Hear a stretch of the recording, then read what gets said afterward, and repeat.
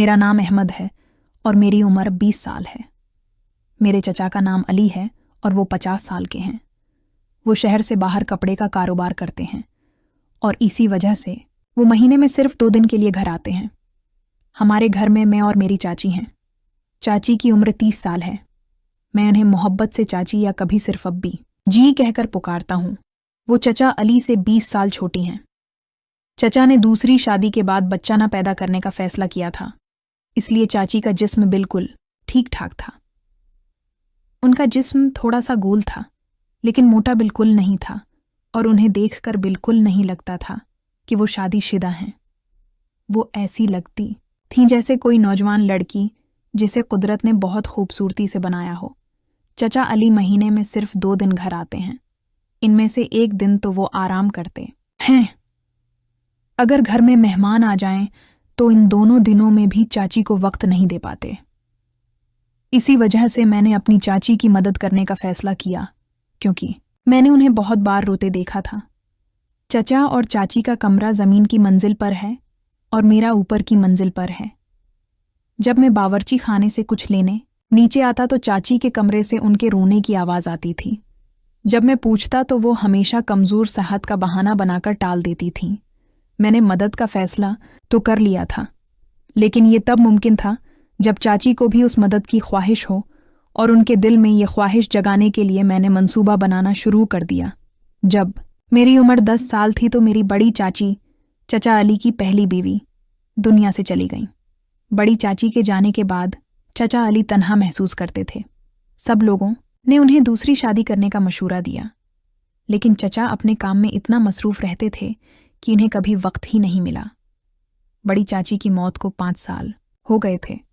मैं 15 साल का था और अपने मिट्रक के इम्तिहानात देकर छट्टियों में घर पर था। तब एक दिन मैंने अपनी दादी से सुना, जो कि छोटे चचा रशीद के पास रहती थीं, कि वो चचा अली पर दूसरी शादी के लिए जोर डाल रही थीं। चचा बार बार इनकार कर रहे थे और कह रहे थे कि उनके काम की मसरूफियात बहुत ज़्यादा हैं। दादी बार बार यही कह रही थीं कि उनका तन्हा रहना ठीक नहीं है। दादी का ये गम उन्हें बहुत खा रहा था कि उनका बेटा पूरी जिंदगी अकेले रहे। दादी को हमेशा छोटे चचा रशीद से ज़्यादा मोहब्बत थी, क्योंकि चचा अली की कोई औलाद नहीं थी। मेरे छोटे चचा का नाम रशीद है और चाची, उनकी बीवी, का नाम सिल्मी है। जब चचा अली बार बार इनकार करते रहे तो दादी ने आखिरीकार रो दिया और चचा अली हार मान गए और शादी के लिए राज़ी हो गए।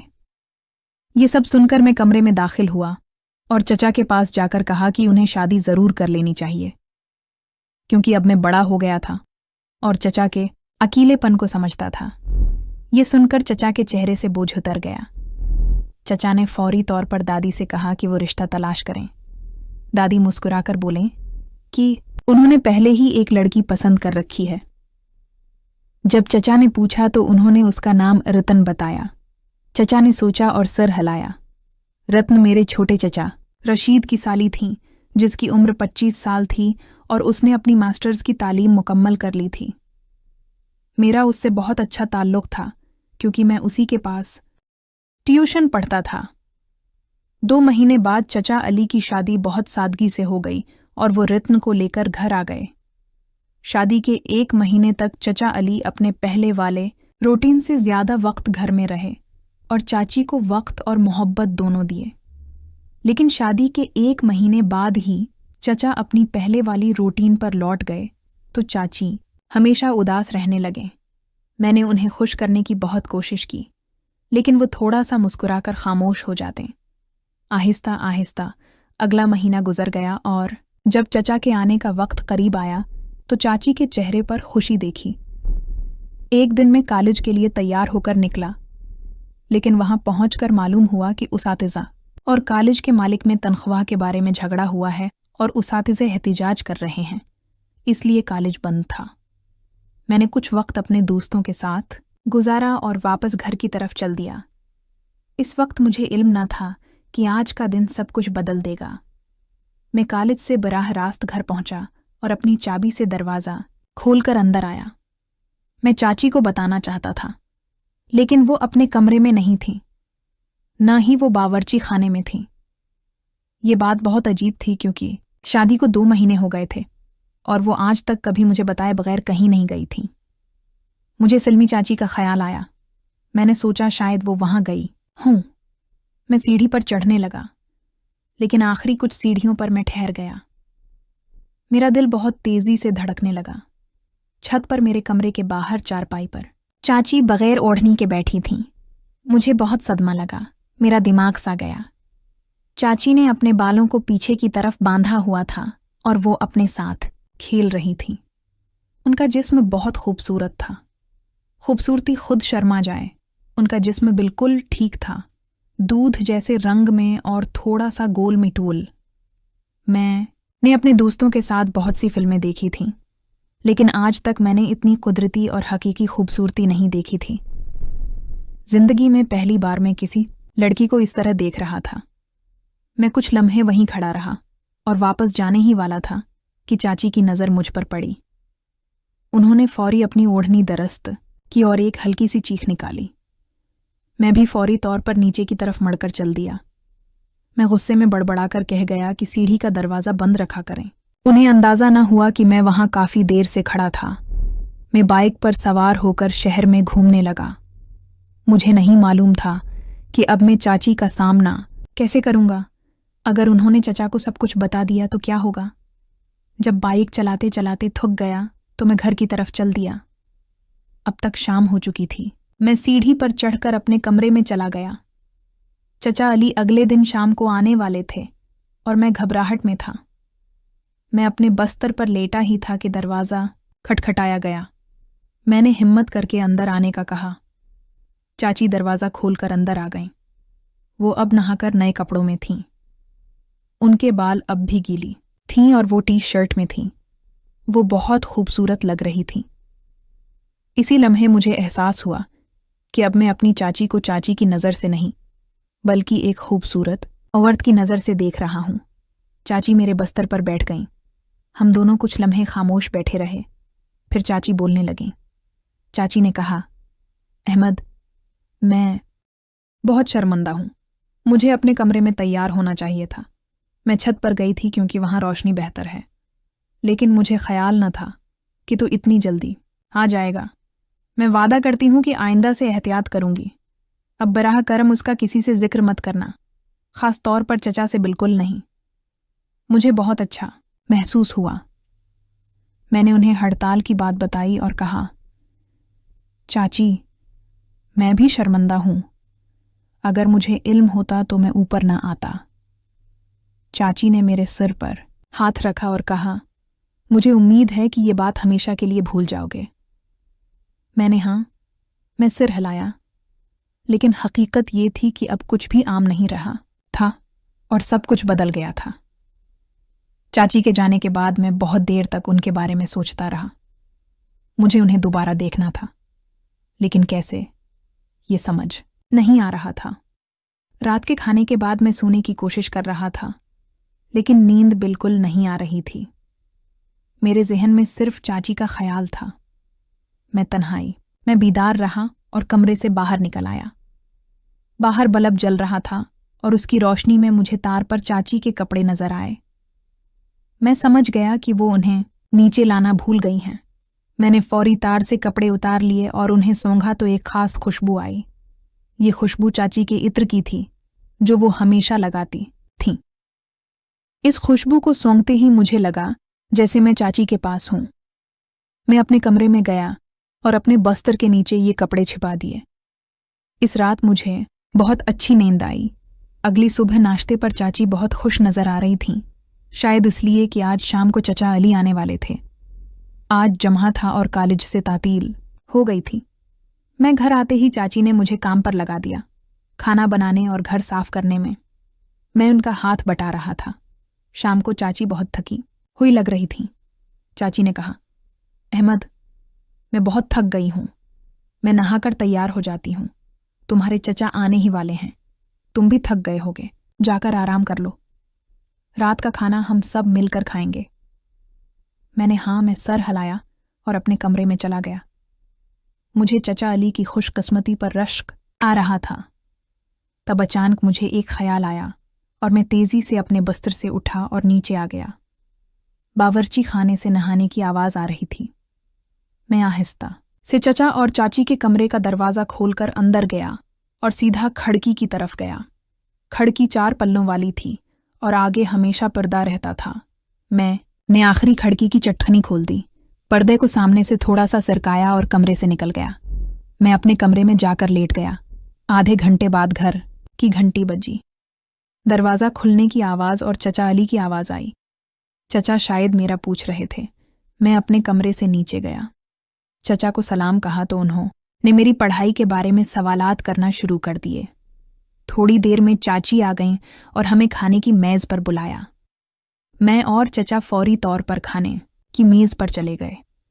खाने के बाद चचा अपने कमरे में चले गए और मैं चाची को बर्तन संभालने में मदद करने लगा। चाची बहुत तेज़ी से काम कर रही थीं और मैं समझ सकता था कि वो जल्दी में हैं। बर्तन संभालने के बाद चाची अपने कमरे में चली गईं और मैं अपने कमरे में आकर लेट गया। कुछ देर लेटने के बाद मैं नीचे गया तो कुछ आवाज़ें आने लगें। मैं आहिस्ता आहिस्ता खिड़की के पास पहुंचा। खिड़की को हल्का सा धुका दिया तो ये थोड़ी सी खुल गई। अंदर का मंजर देखकर मैं हैरान रह गया। चचा अली बस्तर पर बैठे थे और चाची उनके सामने बैठी थीं। वो एक दूसरे के साथ खेल रहे थे। मैं चचा को तो भूल ही गया। तब अचानक पंखे की हवा ने पर्दे को पूरा खोल दिया और चाची ने मुझे देख लिया। मैंने अपनी नज़रें नहीं हटाई और चाची ने भी कोई रद्द अमल नहीं दिया और वो भी मेरी आंखों में देख रही थी। तब मैं होश में आया तो चाची की आंखों में सख्त गुस्सा था। उन्होंने हाथ से वहां से हट जाने का इशारा किया और गुस्से से उनका चेहरा सरख हो रहा था। मैं बहुत डर गया और जल्दी अपने कमरे की तरफ भाग गया। मुझे पूरा यकीन था कि चाची चचा को ये बात नहीं बताएंगी, लेकिन अब मैं सोच रहा था कि चाची मुझे क्या समझती हैं। अगले 2 दिन हम एक दूसरे से नज़रें छिपाते रहे। चचा के सामने आम रहने की कोशिश की। 2 दिन बाद चचा जाने वाले थे और मैं बहुत फिक्र में था कि चाची ज़रूर बात करेंगी। 2 दिन बाद मैं स्कूल जल्दी चला गया। चचा जा चुके थे। स्कूल के बाद मैं अपने दोस्तों के साथ बहुत देर तक घूमता रहा, लेकिन शाम को मुझे घर जाना था और मैं बहुत डरा हुआ था। शाम को मैं घर पहुंचा और छत पर अपने कमरे में लेट गया। कुछ लम्हों बाद मैंने कदमों की आवाज़ सुनी। मेरा दिल तेज़ी से धड़क रहा था। दरवाज़ा खटखटाया गया तो मैंने अंदर आने को कहा। चाची ने दरवाज़ा खोला और मेरे बिस्तर पर बैठ गईं। चाची बोले, अहमद, जो कुछ सुबह हुआ मैंने सोचा कि कुछ हद तक मेरी गलती थी और मैं शर्मिंदा भी थी, लेकिन उस बार तूने जो हरकत की है मैं बहुत ज़्यादा मायूस हूँ। मैंने तुमसे ये तवक्का बिल्कुल नहीं की थी कि तू इतनी बड़ी हरकत कर सकता है। चाची रखें और फिर बोलें, तुम्हारी उम्र में आम बात है कि ऐसे ख्यालात आते हैं, लेकिन उसका मतलब ये नहीं कि तू अपनी चाची और चचा को इस तरह देखे। मैंने तुम्हारे चचा को नहीं बताया क्योंकि अगर मैं इन्हें बताती तो वो तुम्हें मार डालते, लेकिन अब से अगर तूने ऐसा सोचा भी तो मैं बराह रास्त तुम्हारे चचा को बता दूंगी और तब जो तुम्हारे साथ होगा वो तुम सोच भी नहीं सकते। कमरे में खामोशी हो गई।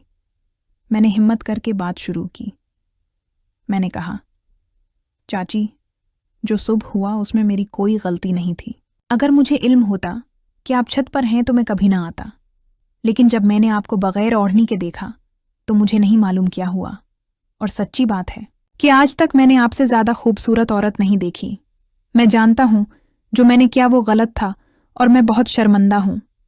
बराह करम मुझे माफ़ कर दें, ऐसी गलती दोबारा नहीं होगी। चाची की आंखों में गुस्सा था और मैं मजबूराना चेहरा बनाकर बैठा था।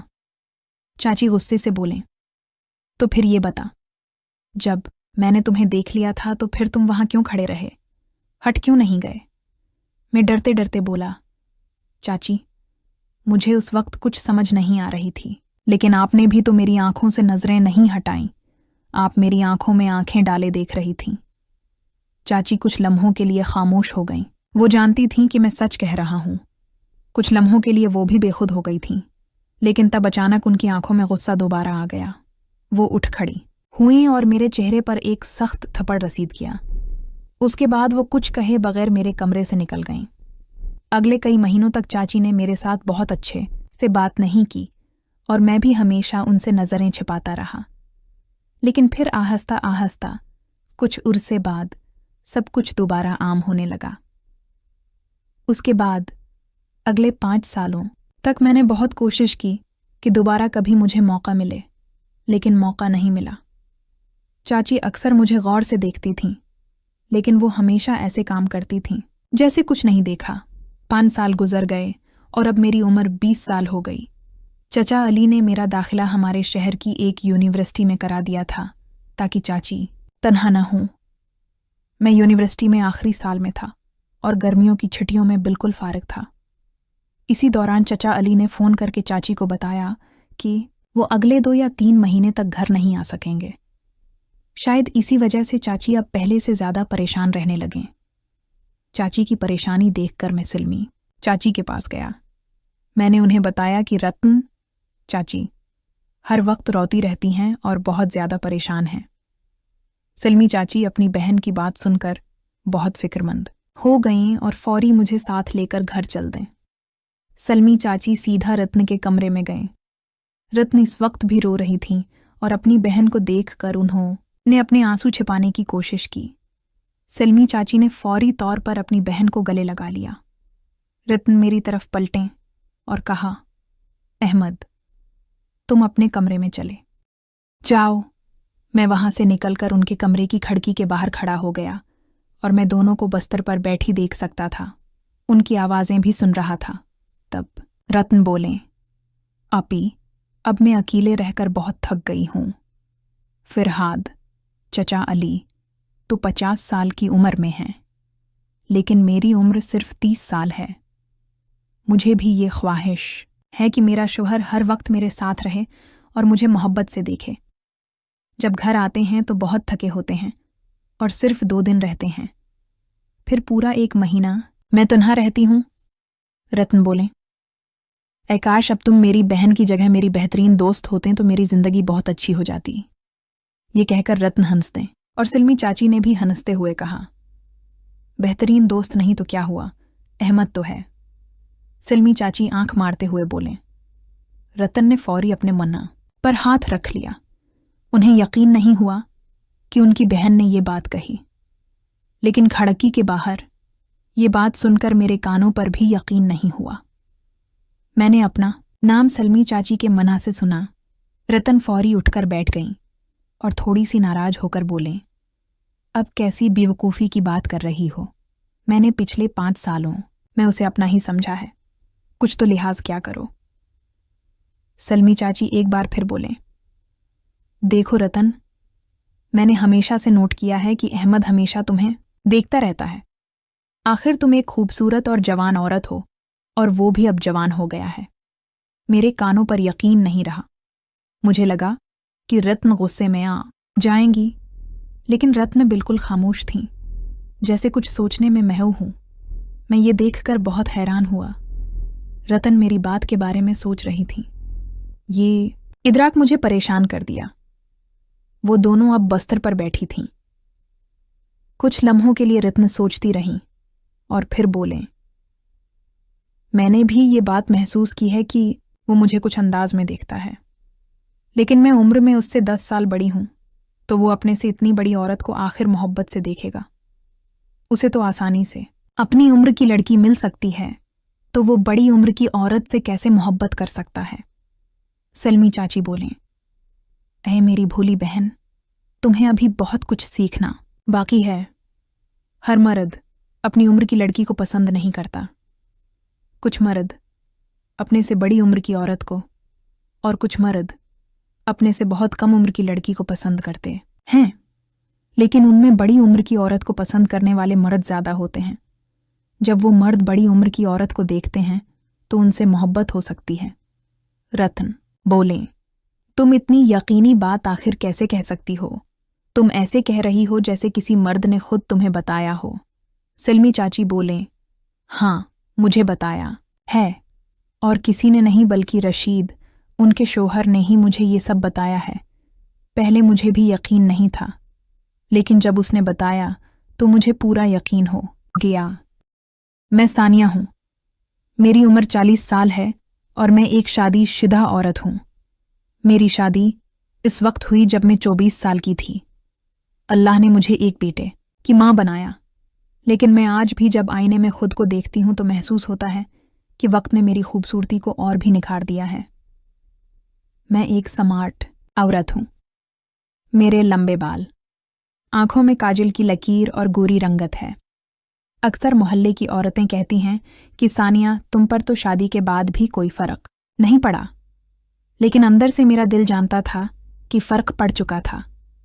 मेरा शौहर इंजीनियर था। इसका तबादला एक दूसरे शहर में हो चुका था। नौकरी अच्छी थी, लेकिन मुसीबत ये थी कि वो हफ्ते में सिर्फ एक दिन घर आते थे, और जब वो आते तो सारा दिन आराम करते, खाने पीने की फरमाइशें करते और फिर वही थकन। मैं तड़पती रहती थी, लेकिन वो मेरे जज्बात समझने से कासिर थे। शुरू में मैंने अपने आप को काबू में रखा, लेकिन फिर वही बात, जब इंसान का दिल खाली रहने लगे तो वो कुछ ना कुछ तलाश कर लेता है। ये गर्मियों का मौसम था। मेरा बेटा दोपहर को दूध पीकर सोया हुआ था और मैं भी टीवी देखते हुए सो गई। अचानक दरवाजे पर दस्तक हुई।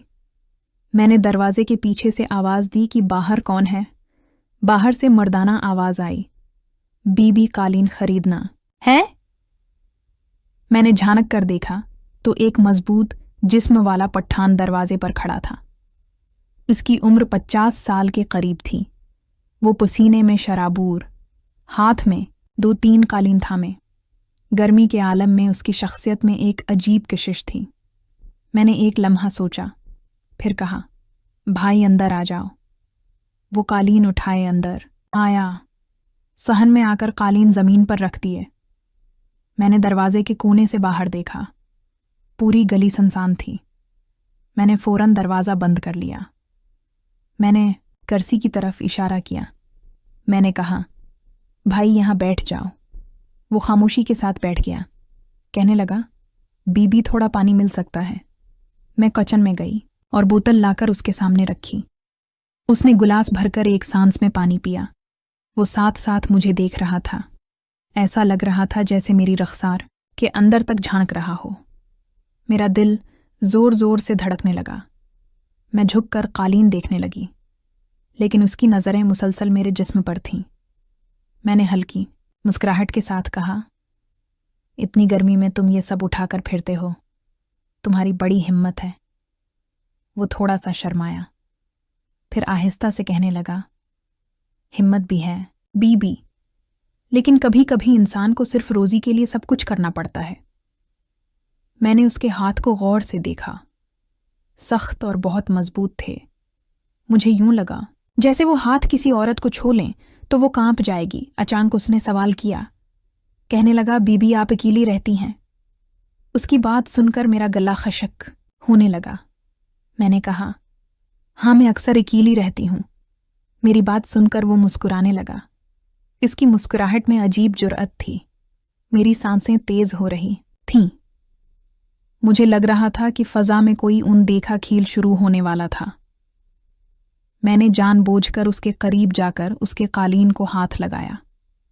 मैंने कहा, ये वाला अच्छा लग रहा है। इसने भी हाथ बढ़ाकर वही कालीन पकड़ा और पहली बार हमारी उंगलियां एक दूसरे को छू रही थीं। मुझे एक झटका लगा। मैंने तेजी से अपना हाथ खींच लिया, लेकिन मेरे दिल के अंदर हलचल बहुत बढ़ चुकी थी। वो मुझसे कहने लगा, बीवी आप मुझसे कुछ कहना चाहती हैं? इसकी बात सुनकर मेरी हिम्मत बढ़ी। मैंने उसकी आंखों में देखकर कहा, हाँ, वही जो एक औरत चाहती है और एक मर्द चाहता है। मेरी ये बात सुनकर इसकी आंखों में एक शला भड़क उठा। वो उठ खड़ा हुआ।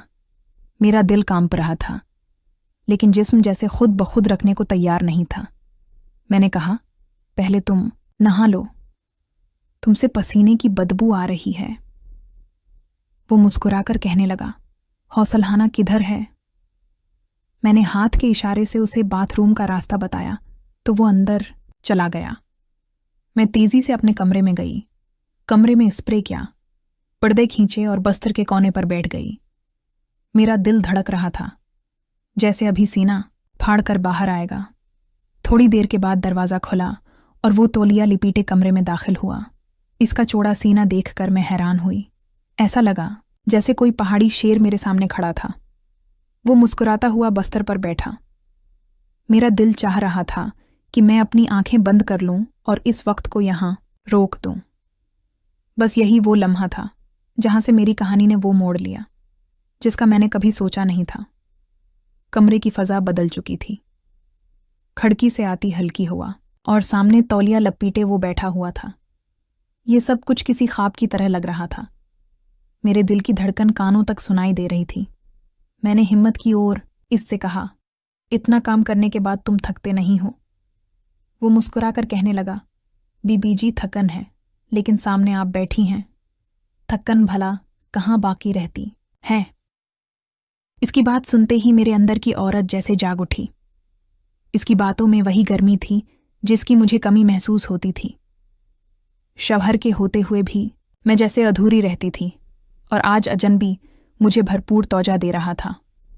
वो मेरे करीब आया, इतना करीब कि उसके जिस्म से उठती हुई खुशबू और गर्मी मेरे बदन को छूने लगी।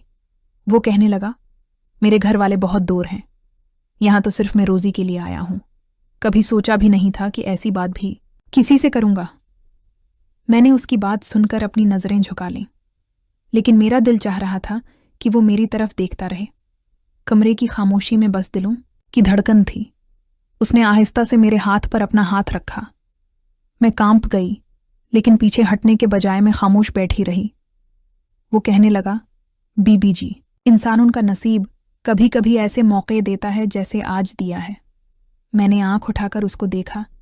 इसकी आंखों में ख्वाहिश की शिद्दत थी और मेरी आंखों में बरसों का हल्कापन। दोनों जज्बे एक साथ मिलकर ऐसी लहर पैदा कर रहे थे जिन्हें रोकना मुमकिन नहीं था। मैंने मुस्कुराकर कहा, पहले ये कालीन समेट लो, नहीं तो बच्चा जाग जाएगा तो बहुत मुश्किल होगी। वो हंसकर कहने लगा, आपको फिक्र है बच्चे की और मुझे आपकी फिक्र है। इसके अल्फाज मेरे दिल को छू रहे थे। वो फिर मेरे करीब आया। मैंने महसूस किया कि उसकी करबत मेरे अंदर तूफान जगा रही थी, जिस तूफान को मैं बरसों से दबा रही थी। दिल कह रहा था कि ये लम्हा बस यहां पर रख जाए। वो कहने लगा, अगर आप इजाजत दें तो मैं आपसे एक बात कहूं। मैंने नजरें झुकाए हुए कहा, हाँ बोलो, क्या बात है? कहने लगा, आपकी आंखें जैसे किसी पहाड़ी चश्मे का पानी है। जितनी देर देखता हूं इतनी ही प्यास बढ़ती है। इसकी बात सुनकर मेरा चेहरा सरख होने लगा। मैंने कमीज से मन्ना छिपाने की कोशिश की, लेकिन दिल के अंदर एक लज्जत भर रही थी। कोई मुझे इस तरह देखे, इस तरह चाहे, ये सब मेरे लिए नया था। उसने धीरे से मेरा हाथ थामा। अब हमारी अंगुलियां उलझ गई थीं। मेरे होंठ कांप रहे थे। मैंने पहली बार अपनी मर्जी से उसकी तरफ नजर उठाई थी। मुझे ऐसे लगा जैसे दो दिलों के दरमियान एक दीवार टूट गई हो। मुझे इतना मजा आ रहा था कि मैंने उसके कान में कहा, आज ये दरवाजे के बाहर की दुनिया भूल जाओ। एक तरफ में थी बरसों की प्यासी और दूसरी तरफ वो था जिसके पास ताकत थी, चाहत थी। वो दिन मेरी जिंदगी का रख बदलने वाला दिन बन गया था। अगले दिन दोपहर का वक्त था। गर्मी बहुत थी और गली बिल्कुल सुनसान थी। मैं दिल ही दिल में सोच रही थी कि न जाने वो आएगा या नहीं। कल का दिन मेरी जिंदगी में तूफान ला चुका था। मैंने कभी सोचा भी नहीं था कि ऐसे अजनबी के साथ मेरा दिल लग जाएगा। दिल में अजीब कशमकश चल रही थी। वो अजनबी मेरी ज़रूरत बन गया था। मैं अभी यही सोच रही थी कि दरवाजे पर दस्तक हुई। मैंने दरवाज़ा खोला तो सामने कल वाला मंजर फिर ताज़ा होने लगा। आज वो मुतमईन लग रहा था। इसके हाथ में कालीन थे, लेकिन आंखों में कुछ और था। वो मुस्कुराता हुआ अंदर आया। मैंने दरवाज़ा बंद किया। वो मेरे जिस्म को देख रहा था। मेरे दिल को अजीब लज्जत मिल रही थी। वो कहने लगा, बीबी जी, आपका इंतज़ार था। मैंने हल्की मुस्कुराहट के साथ जवाब दिया, और मुझे तुम्हारा इंतज़ार था। ये कहते हुए मेरी आवाज़ कांप रही थी। कमरे में जाते ही उसने कालीन एक तरफ रखे और मेरे करीब आकर बैठ गया। उसकी कुर्बत से फ़ज़ा में फिर वही कशिश फैल गई। मैंने हिम्मत करके कहा, कल जो हुआ वो सब मेरा राज है, किसी को पता न चले। वो मेरी बात सुनकर मुस्कुराने लगा। मेरे दिल को सुकून मिला था। मैंने सोचा कि ये शख्स मेरे अंदर के खला को भर रहा है। कुछ देर हम खामोश बैठे रहे। फिर वो कहने लगा, आपकी आंखों में एक जादू है। उसकी बात सुनकर मैंने नज़रें चरा लीं, लेकिन मेरा दिल अंदर से बहुत खुश था। ऐसी बातें मुझे कभी सुनने को नहीं मिलती थीं। उसने मेरा हाथ फिर से थाम लिया। इस बार मैंने हाथ नहीं खींचा।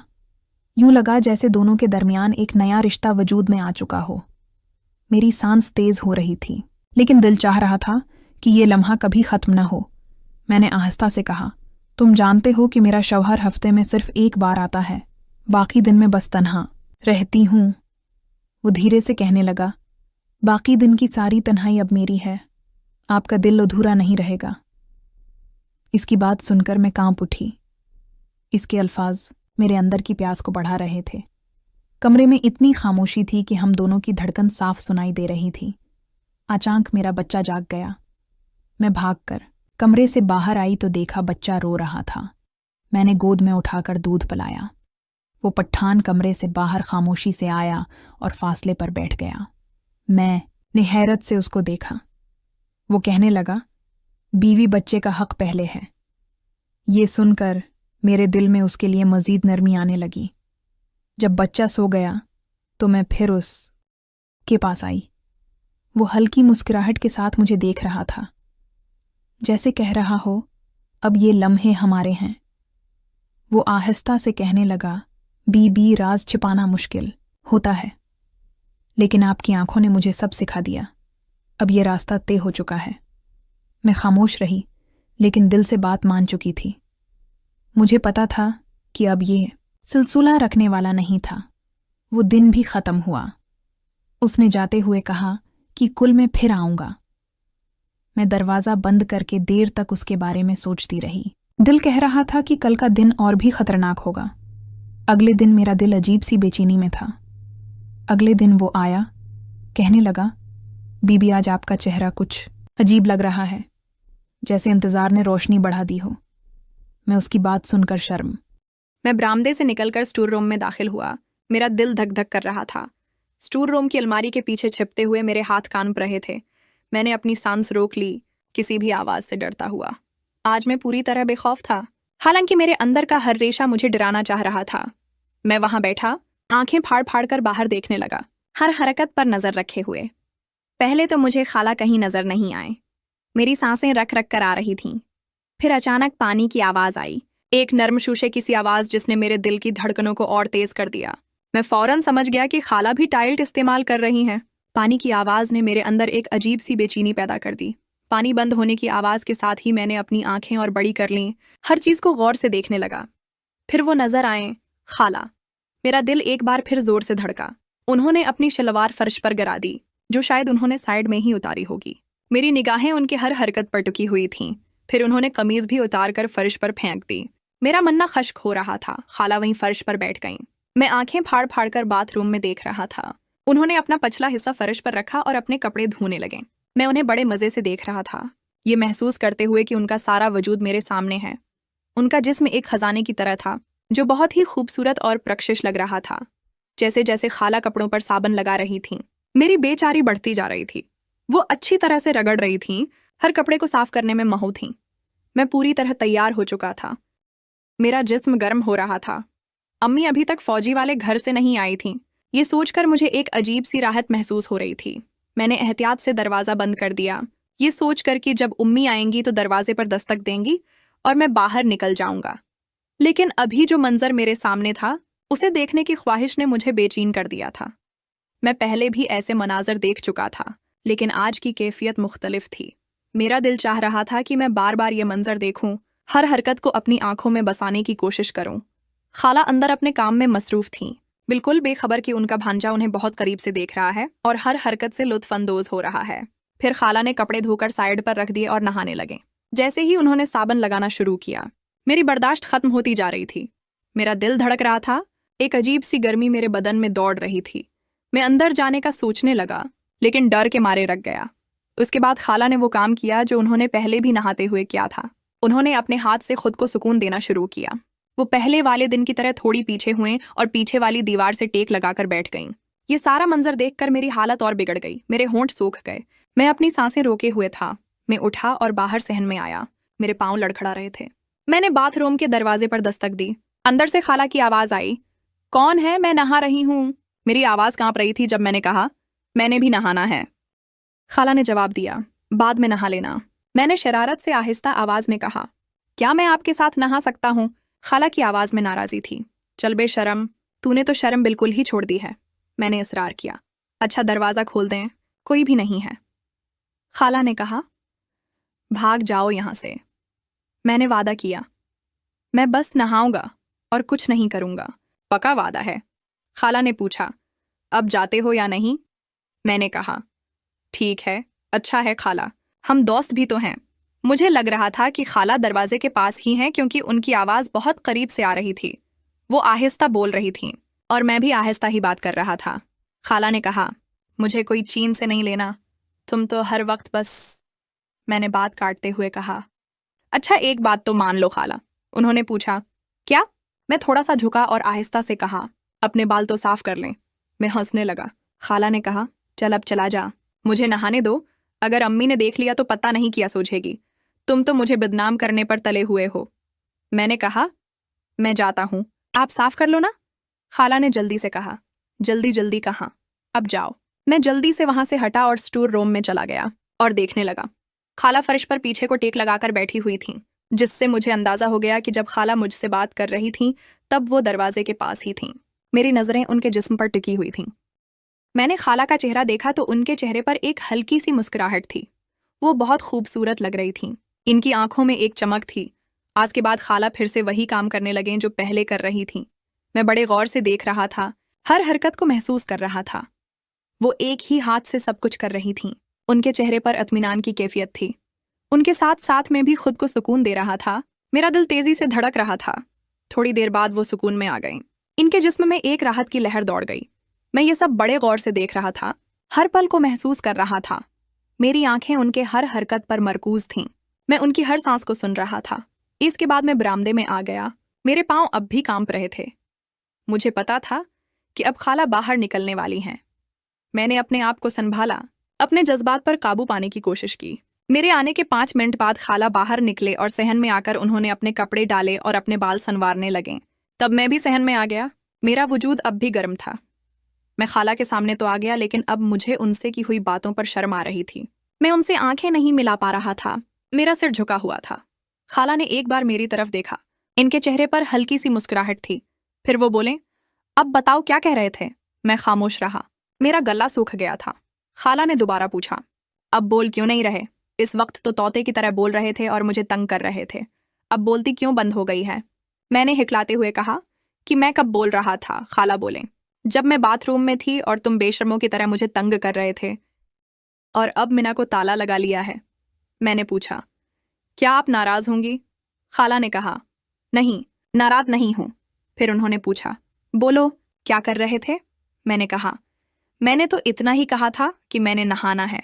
खाला ने कहा, बेशरम, क्या मेरे साथ ही नहाना था? अब चले जाओ बाथरूम में नहा लो, जल्दी से नहाना है। अब मैं तुम्हें मना नहीं करूंगी। मैंने कहा, ठीक है, मैं नहा लूंगा। मुझसे कोई बात नहीं हो रही थी। मेरा दिल अब भी धड़क रहा था। खाला ने कहा, तुम बहुत बिगड़ते जा रहे हो। और क्या कह रहे थे? खाला मुस्कुराहट के साथ चलती हुई बोल रही थीं और मेरी तरफ देख रही थीं। मैंने कहा, और तो कोई बात नहीं की। खाला ने इसरार किया, बताओ और क्या कह रहे थे? मैंने कहा, जी आप बता दें, मुझे तो याद नहीं है। खाला ने कहा कि अनचार्ज करने के कह रहे थे। मुझे अंदाजा हो गया था कि खाला नाराज नहीं हैं, बल्कि उनके रवैये में एक नरमी थी। मैंने कहा कि मैंने कहा था अपने बाल साफ कर लें। खाला ने पूछा, कौन से वाले? इनकी बात सुनकर मैं मुस्कुराया। मेरा दिल हल्का हो रहा था। मैं नीचे नजर करते हुए बोला, नीचे वाले बहुत बड़े हो गए हैं। खाला भी शर्म से लाल हो रही थीं। इनके गालों पर सरखी फैल गई। फिर खाला ने पूछा, तुम्हें कैसे पता कि बड़े हो गए हैं और तुमने क्या करना है? मैंने कहा। मैंने तो कुछ नहीं करना।